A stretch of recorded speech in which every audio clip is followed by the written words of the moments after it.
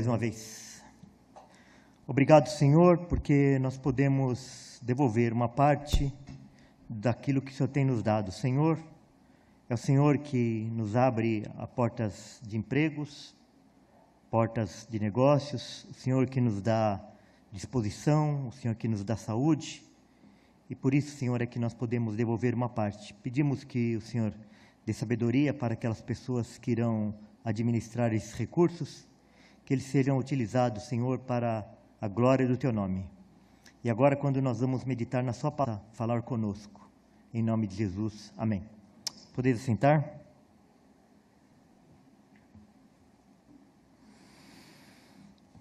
Gálatas 3, de 15 a 22. Promessa é dívida.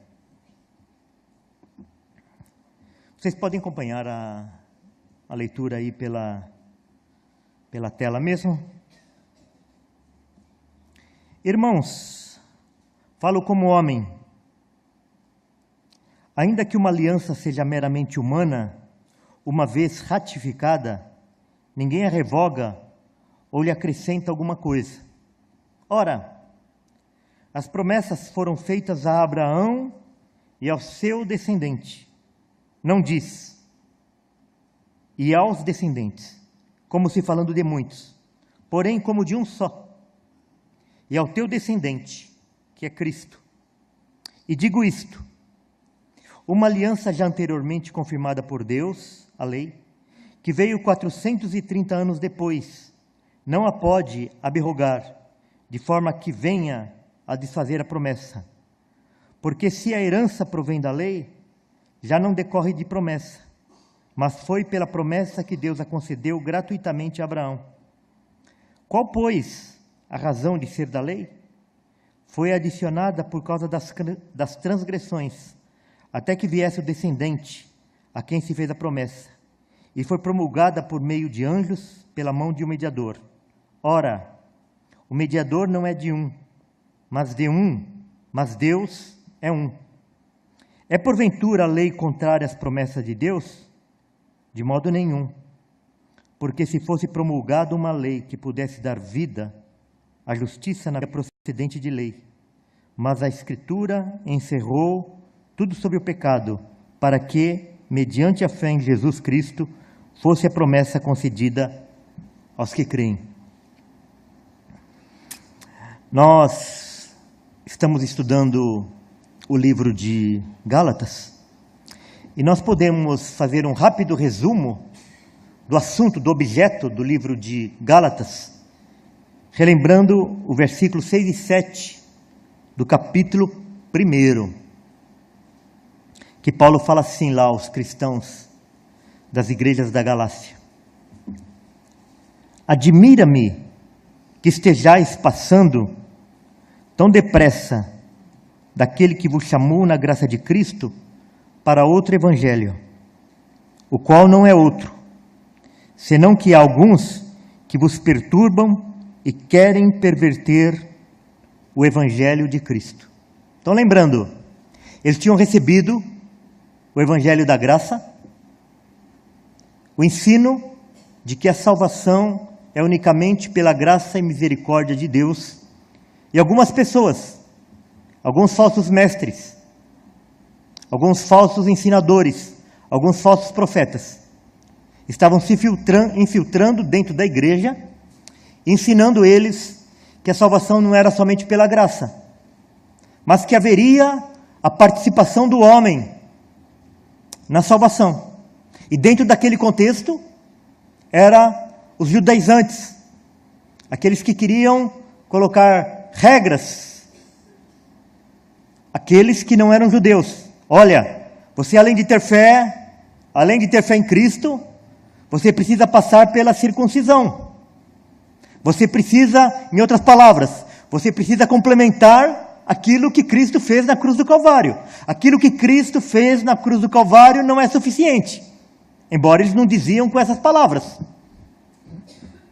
E acho que a mensagem de Gálatas, ela é muito atual nos dias de hoje, porque esses falsos profetas, esses falsos ensinadores, eles estão espalhados na igreja cristã nos dias atuais, colocando regras, colocando condições para que as pessoas obtenham a salvação. E essa coisa é muito sutil.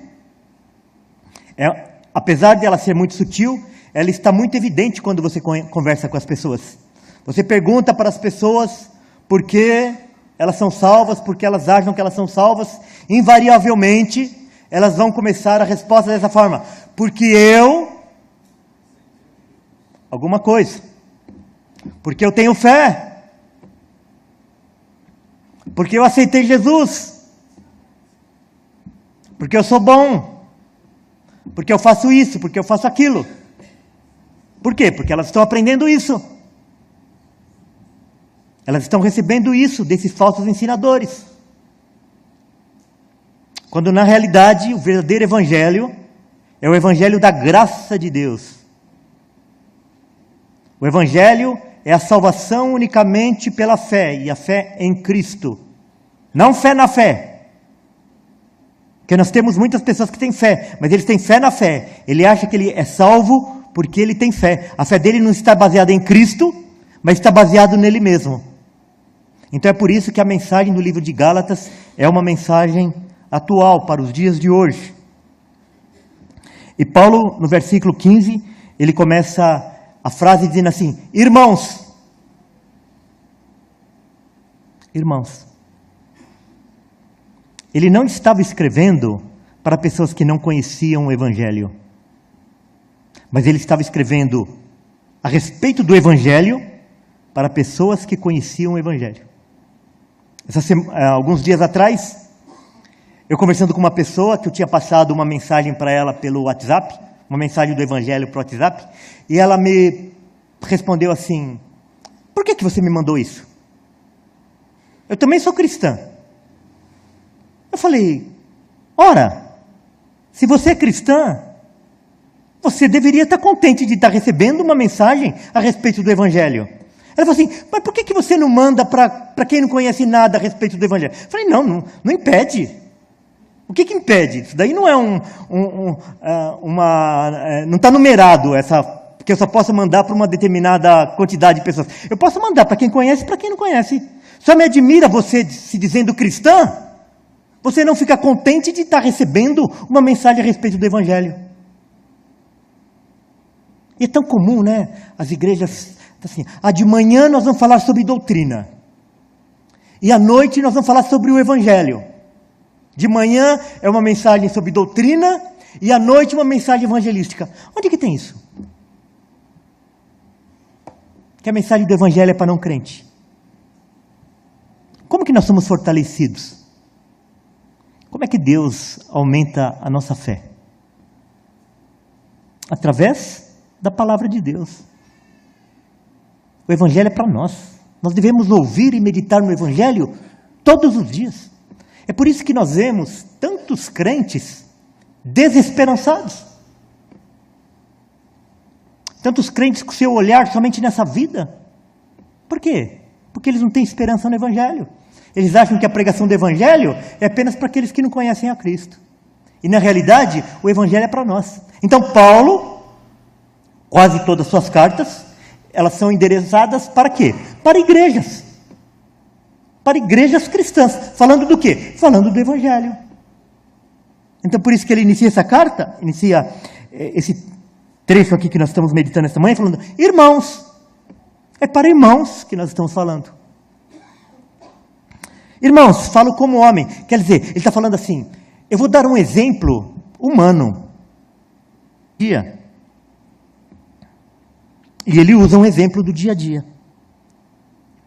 Ainda que uma aliança seja meramente humana, uma vez ratificada, ninguém a revoga ou lhe acrescenta alguma coisa. Em outras palavras, quando nós assinamos um contrato, quando nós assinamos uma aliança, um acordo, depois que esse contrato ele é assinado pelas partes contratantes, Ninguém pode chegar lá e falar assim, olha, eu vou mudar essa cláusula aqui. Não pode. Depois que o contrato é assinado, depois que ele é ratificado, aquelas cláusulas, ela é lei entre as partes. As partes estão obrigadas a cumprir. Então aqui, aliança, no sentido de contrato, daquilo que foi combinado, daquilo que foi contratado. Ele fala assim, e isso acontece com os homens. Depois que a gente contrata, depois que a gente acorda, depois que nós assinamos, ninguém mais pode revogar aquilo. As partes estão obrigadas a cumprir aquilo. Ora, as promessas foram feitas a Abraão e ao seu descendente. Não diz, e aos descendentes, como se falando de muitos, porém, como de um só, e ao teu descendente, que é Cristo. Então Paulo está falando aqui, que quando Deus fez a promessa para Abraão, ele fez para Abraão e ao seu descendente. E aqui Paulo está dizendo que o descendente em que fala a promessa é Cristo, e não aqueles que seriam filhos de Abraão através de sangue, a sua descendência natural, mas aqueles que seriam descendentes de Abraão através de Cristo, seriam os descendentes da fé e não propriamente do sangue. Gênesis 17, 19 diz assim, Deus lhes respondeu, de fato, Sara, tua mulher, te dará um filho. Ele chamarás Isaque. Estabelecerei com ele a minha aliança perpétua para a sua descendência. Essa descendência é a descendência da fé através de Cristo, não através de sangue. É por isso, se você for lá no Evangelho de João, capítulo 1, versículo 13, ele fala assim, os quais não nasceram do sangue, nem da vontade da carne, e nem da vontade do varão, mas da vontade de Deus. E lá em Romanos, Paulo vai falar que os verdadeiros israelitas são aqueles que são da fé, e não aqueles que são descendentes naturais de Abraão.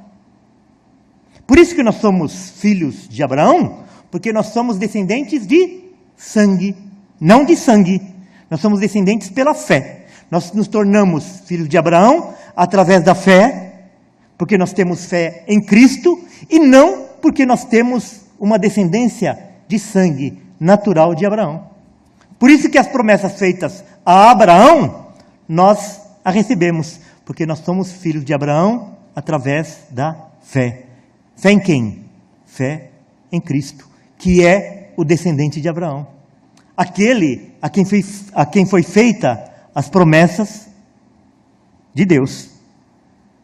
E digo isto, uma aliança já anteriormente confirmada por Deus, ou seja, se quando um contrato entre homens, ele deve ser obedecido, quanto mais uma aliança que foi confirmada por Deus. Uma aliança já anteriormente confirmada por Deus, e digo isto, uma aliança já anteriormente confirmada por Deus, a lei, que veio 430 anos depois, não a pode abrogar, de forma que venha a desfazer a promessa. Você já ouviu dizer que o Antigo Testamento é da lei e o Novo Testamento é da graça? Todo mundo já ouviu isso. E aqui, sabe o que Paulo está falando aqui? Está falando o seguinte, que a promessa da graça, ela veio 430 anos antes da lei. Que Abraão foi chamado pela graça 430 anos antes que houvesse a lei. A lei foi dada quando? Não foi depois que o povo saiu do Egito? Abraão já havia morrido. Isaac já havia morrido, Jacó já havia morrido, o povo já tinha passado 400 anos escravos no Egito. Quando eles saíram do Egito, lá no deserto, é que foi dada a lei. Então como que o Antigo Testamento é da lei e o Novo Testamento é da graça? Toda a palavra de Deus é da graça. Deus chamou Abraão pela graça. Ele foi salvo pela fé e não por obras.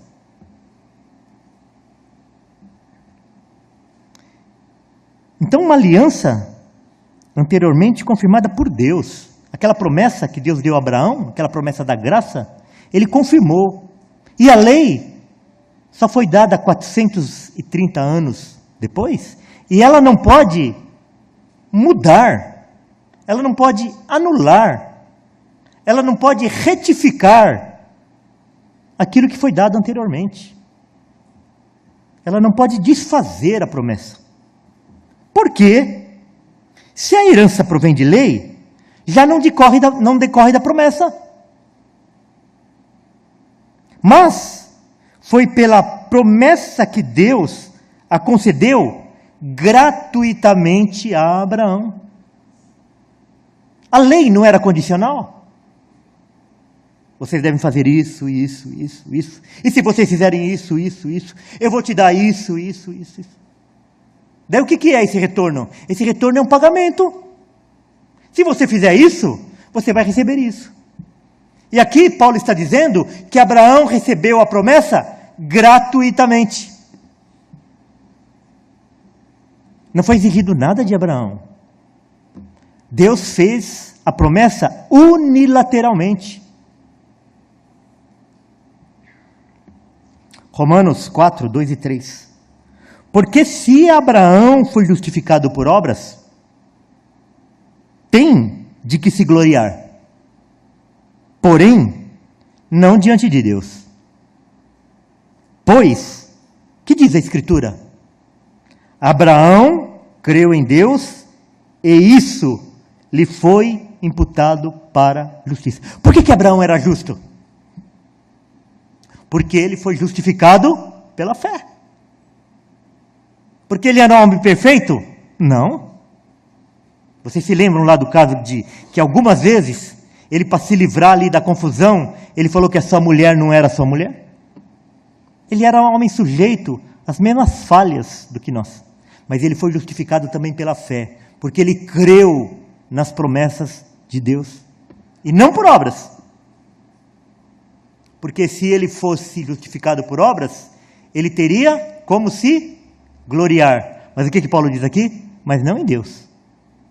Mas diz as Escrituras que Abraão foi justificado pela fé e não por obras. Qual, pois, a razão de ser da lei?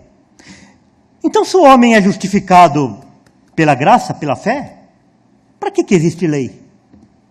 Para que Deus deu os mandamentos ao homem? Foi adicionada, olha que interessante, foi adicionada. Ela não veio revogar a promessa. Ela não veio modificar a promessa. Mas ela foi adicionada à promessa.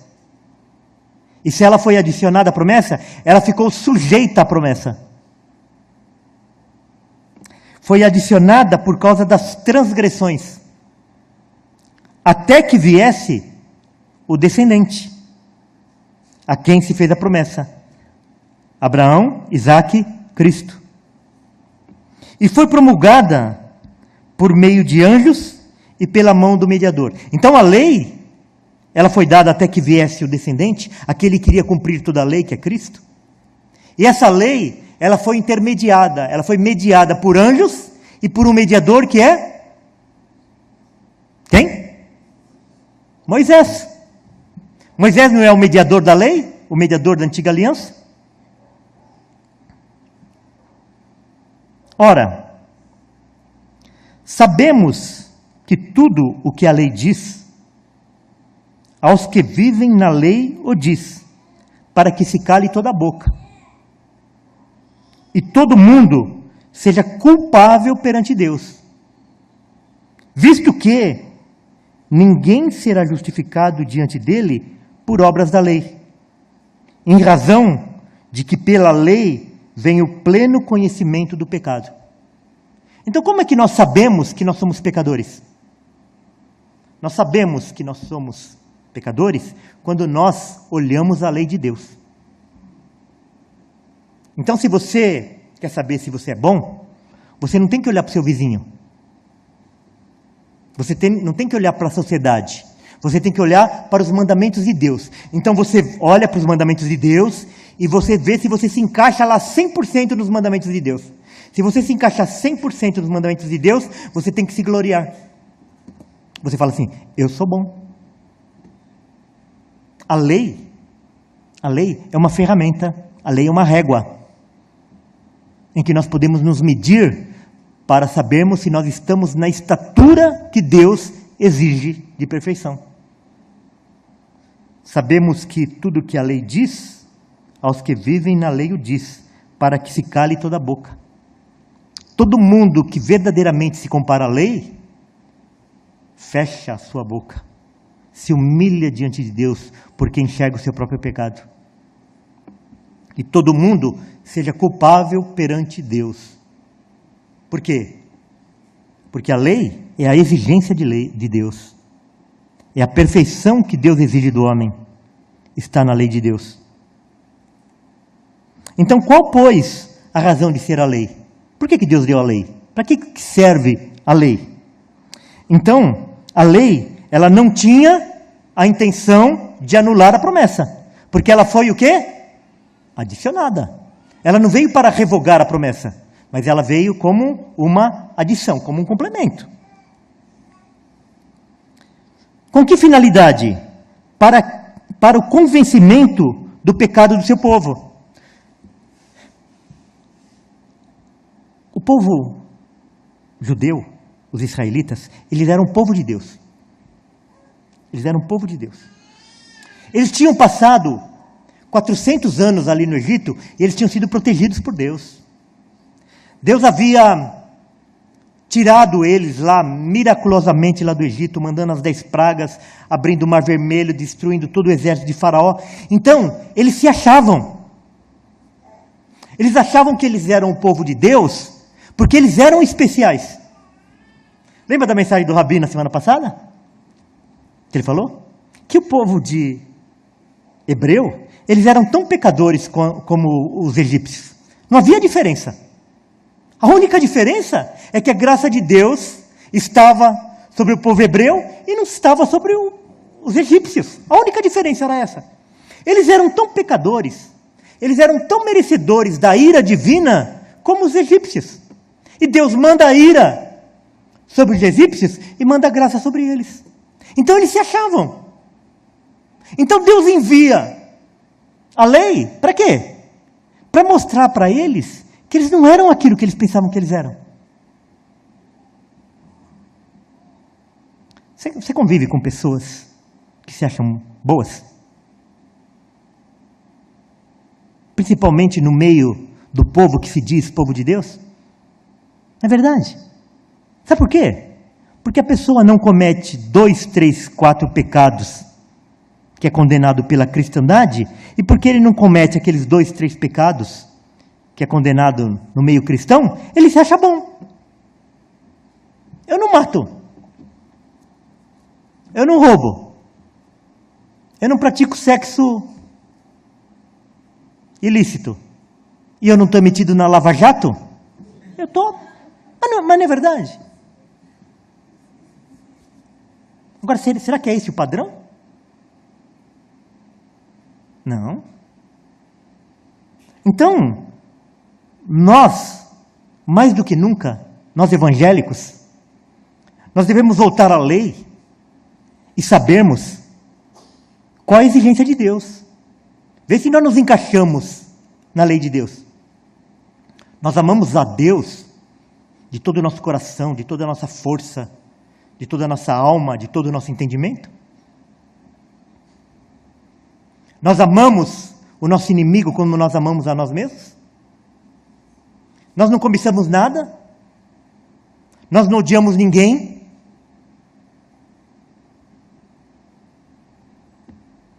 Então, a lei, ela existe para nos humilhar. Para nos convencer de que nós somos pecadores. A lei, ela serve para nos conscientizar do nosso estado de sujeição ao desagravo divino. Se Deus nos olhar a parte de Cristo, o que Ele vai pensar? A parte de Cristo, todas as nossas obras são como os trapos do imundo. Não tem justiça em nós, não tem beleza em nós, não tem bondade em nós. Porque nós desrespeitamos todas as leis de Deus. A ira de Deus está sobre a nossa cabeça, a não ser se nós estivermos em Cristo. Por isso que lá em Romanos, capítulo 1, diz assim: a ira de Deus se revela sobre toda a injustiça e impiedade dos homens, que detêm a verdade pela injustiça. A parte de Cristo, a ira de Deus está na cabeça de todos os homens. A parte de Cristo, todos os homens são inimigos de Deus. Por isso que Cristo é aquele que restabelece a nossa amizade diante de Deus. Somente Cristo, não são as nossas obras. Deus não está contente conosco por causa de nós. Mas se Deus está contente conosco, é por causa da obra de Cristo. A lei também ela tinha a intenção de refrear o povo de Deus de cometer os pecados. Ela tinha essa intenção de freio, de segurar o povo, colocando um freio para os seus desejos naturais. Então, se o povo ficasse completamente solto, eles dariam vazão a todos os seus desejos carnais. Mas a lei, ela tinha essa intenção de refrear, de colocar um freio. E também para conduzi-los ao único e verdadeiro caminho que podem obter perdão dos seus pecados. Então nós olhamos para a lei, nós enxergamos que nós somos pecadores, e além disso, nós enxergamos a nossa incapacidade de cumprir a lei.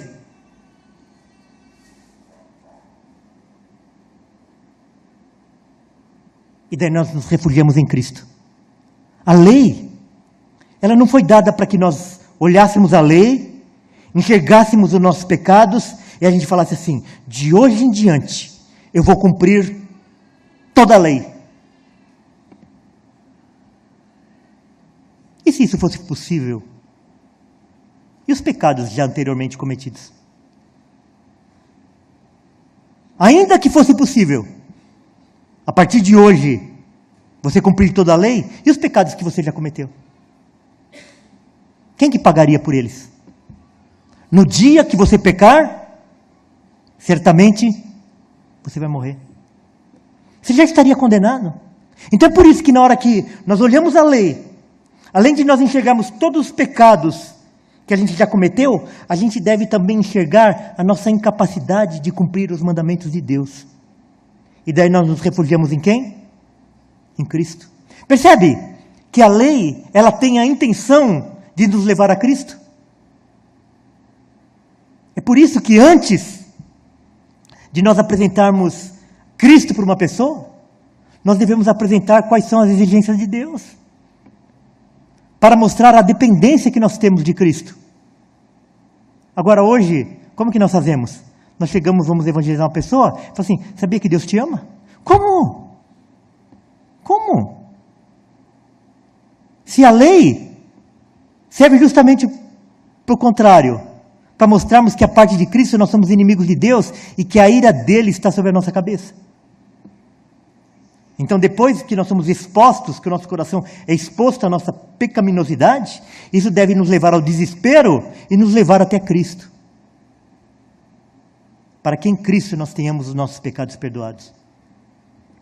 Ora, o mediador não é de um, não é anjo, não é Moisés, o mediador dessa promessa, mas Deus é um. Então, se a lei ela foi dada através de anjos e de Moisés, a nova aliança foi promulgada direto por Deus, através de Cristo.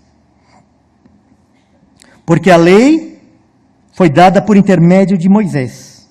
A graça e a verdade vieram por meio de Jesus Cristo. É por isso que Jesus Cristo é o mediador da eterna aliança. O próprio Deus é o intermediador da eterna aliança. Se a lei ela foi dada através de anjos e de Moisés, a nova aliança ela é dada em Cristo, o descendente, que foi falado com Abraão e Isaque. É porventura a lei contrária às promessas de Deus? A lei revoga a promessa de Deus? Ela vai em sentido contrário? De modo nenhum. Ele está falando assim, nem pensar, nem pense nisso. Porque se fosse promulgada uma lei que pudesse dar vida, a justiça, na verdade, seria procedente de lei. Alguém pode ser justificado através da lei? Não. Não. Só há um que conseguiu cumprir toda a lei, que é Cristo, o próprio Deus. O Deus que se fez carne e habitou entre nós.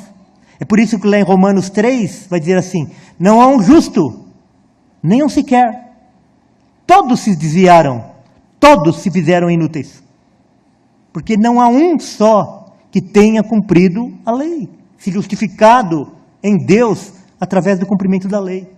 Então, através da lei, ninguém será justificado. Mas a Escritura encerrou tudo sobre o pecado, para que, mediante a fé em Jesus Cristo, fosse a promessa concedida aos que creem. A promessa não é um pagamento. A promessa, ela é incondicional, dada a todos aqueles que creem. Por isso, irmãos, que no início do culto, eu falei que o principal pedido que nós devemos fazer todos os dias para nós e para os nossos queridos: Senhor, conceda a fé. Me conceda a fé. Irmãos, não tem uma coisa mais importante para nós pedirmos do que isso. Que eu possa viver na fé em Cristo.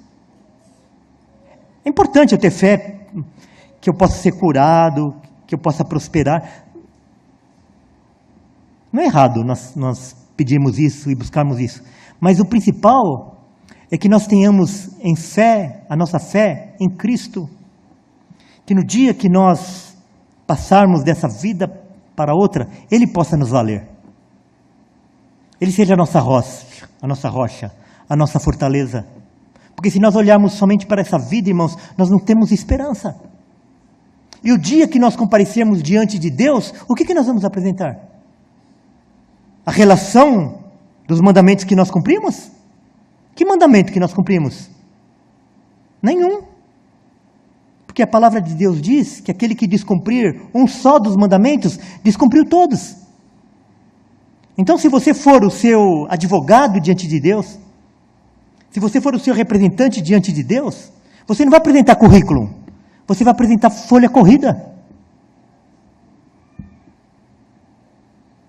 É por isso que nós precisamos de um advogado, que é Cristo.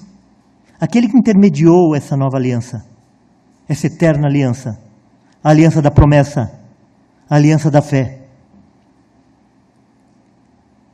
A lei, ela salienta mais claramente a nossa pecaminosidade. Você se acha bom? Veja a lei de Deus, veja as exigências de Deus.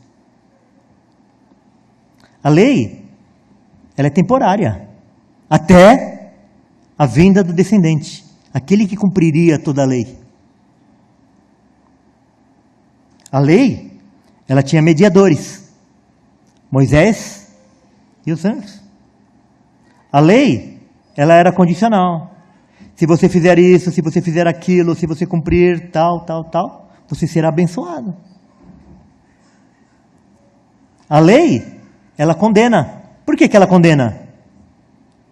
Porque pela observância da lei, ninguém será justificado. Irmãos, se alguém pudesse cumprir os mandamentos de Deus, Deus não precisaria enviar seu Filho. Se o homem tivesse capacidade de agradar a Deus pelos seus méritos, pela sua força, o sacrifício de Cristo seria inútil. Deus daria um mandamento e exigiria a cobrança do homem. É justamente porque é impossível o homem cumprir a lei por causa da sua escravidão ao pecado, por causa da sua natureza caída.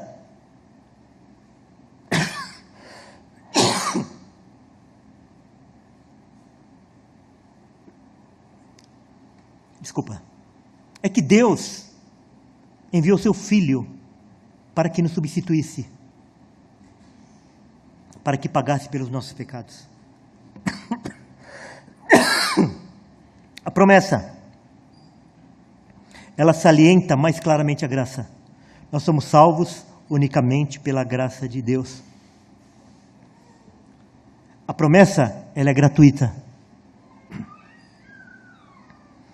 A promessa, ela é eterna. Ela dura para sempre. É uma aliança perfeita. Ela foi dada antes da lei, 430 anos antes da lei. Ela já foi prometida lá no Éden. E ela vai durar para sempre.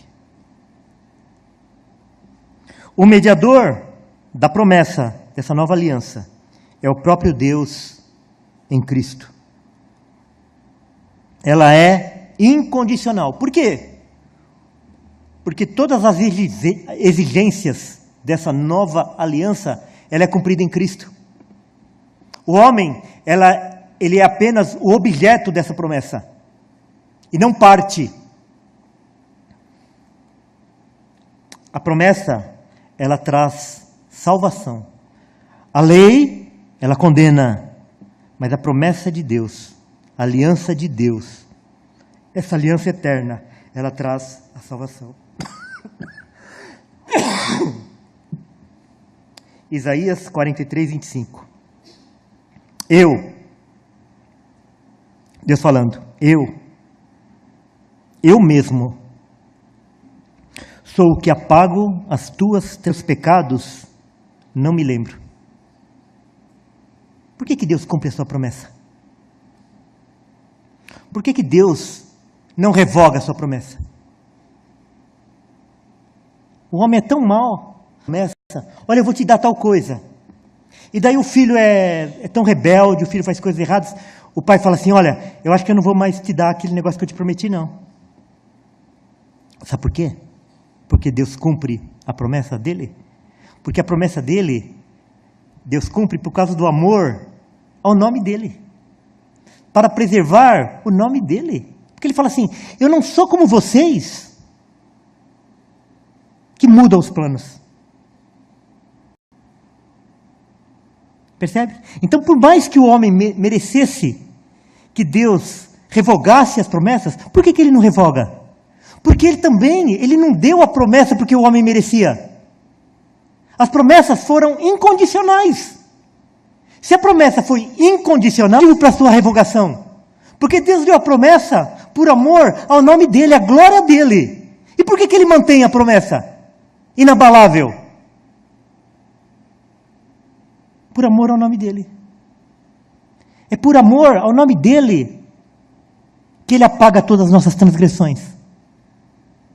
É por amor ao nome dele que ele nos justifica. É por amor ao nome dele que ele enviou a Cristo. É por amor ao nome dele que ele ressuscitou a Cristo. É por amor ao nome dele que ele nos concede fé. É por amor ao nome dele que nós iremos ressuscitar em Cristo.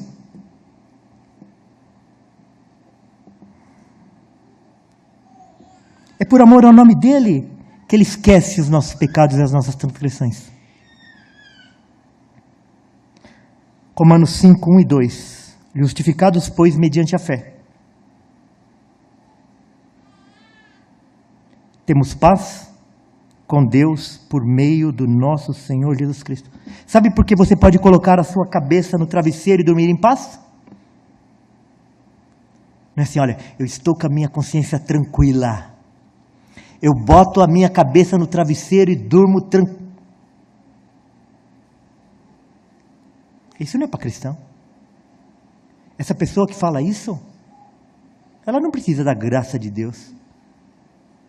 Nós só podemos colocar a nossa cabeça no travesseiro e dormirmos tranquilo. Por quê? Porque nós temos paz com Deus através de Cristo. Ele é a nossa paz. Por isso que nós podemos nos saudar com a paz do Senhor. Por quê? Porque o Senhor Jesus Cristo restabeleceu a paz com Deus. Temos paz com Deus por meio de nosso Senhor Jesus Cristo, por intermédio de quem obtivemos igualmente acesso, pela fé, a esta graça na qual estamos firmes. E gloriamo-nos na esperança da glória de Deus. Irmãos, não vamos cair na mesma armadilha que aqueles cristãos lá das igrejas da Galácia caíram, em que eles estavam tendo a sua fé subvertida por falsos ensinadores, por falsos mestres, que estavam colocando condições para que as pessoas fossem salvas. Nós somos salvos unicamente por Cristo. Então a nossa fé e a nossa esperança deve estar em Cristo. Quando nós fomos acusados pela nossa consciência, por Satanás, de que nós não merecemos sermos salvos, de que nós pecamos, de que nós caímos, nós devemos lembrar que nós não somos salvos pelos nossos méritos, mas nós somos salvos pelos méritos de Cristo. E quando nós depositamos a nossa fé em Cristo, a nossa esperança em Cristo, Ele concede-nos o novo nascimento, Ele nos dá fé, nos dá arrependimento. Nós podemos voltar à lei e podemos cumprir a lei, não mais na nossa força, mas na força que é concedida pelo próprio Deus. E ainda quando nós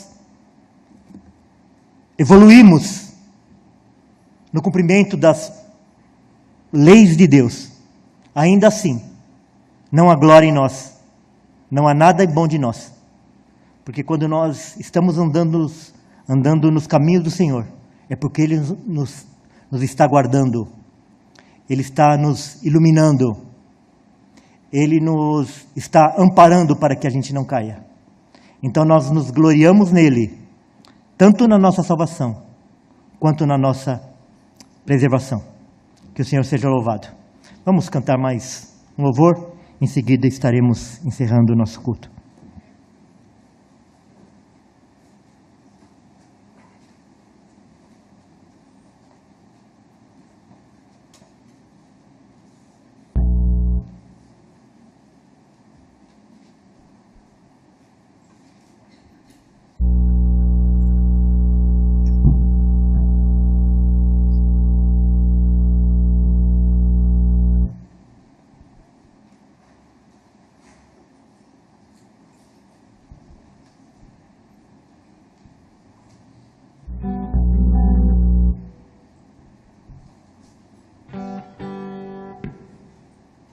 Vamos nos colocar de pé, encerrar o culto.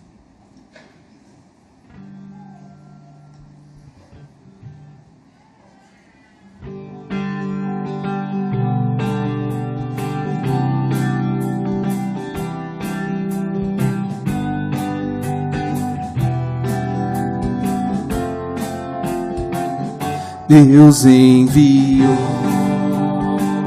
seu Filho amado pra me morrer em meu lugar na cruz sofrer por meus pecados, mas ressurgiu e vivo com o Pai está. Porque Ele vive, posso crer no amanhã. Porque Ele vive, temor não há. Mas eu bem sei, eu sei que a minha vida está nas mãos do meu Jesus, que vivo está. E quando enfim chegar a hora em que a morte enfrentarei, sem medo então terei vitória, e na glória com meu Jesus que vivo está. Porque Ele vive, posso crer no amanhã. Porque Ele vive, temor não há.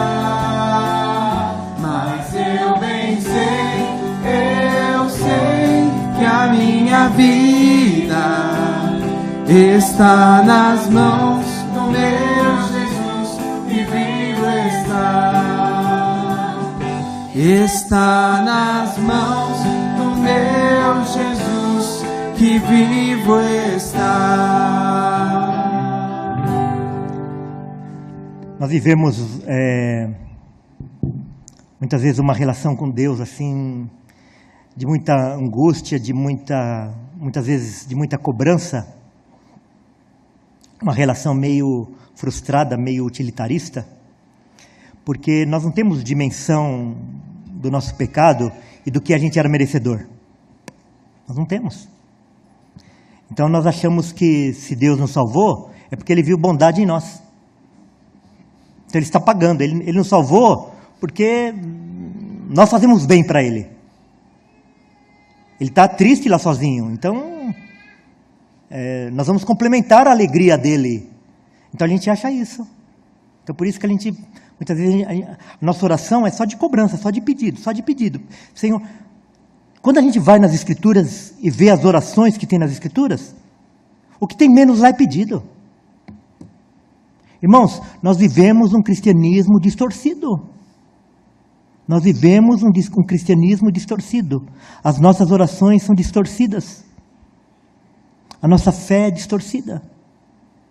O dia que nós de fato acreditarmos em quem nós somos, o que nós merecíamos, e o que Cristo fez por nós, e aquilo que Ele nos prometeu, nós vamos mudar completamente o nosso cotidiano e a forma como a gente se relaciona com Deus e as nossas orações.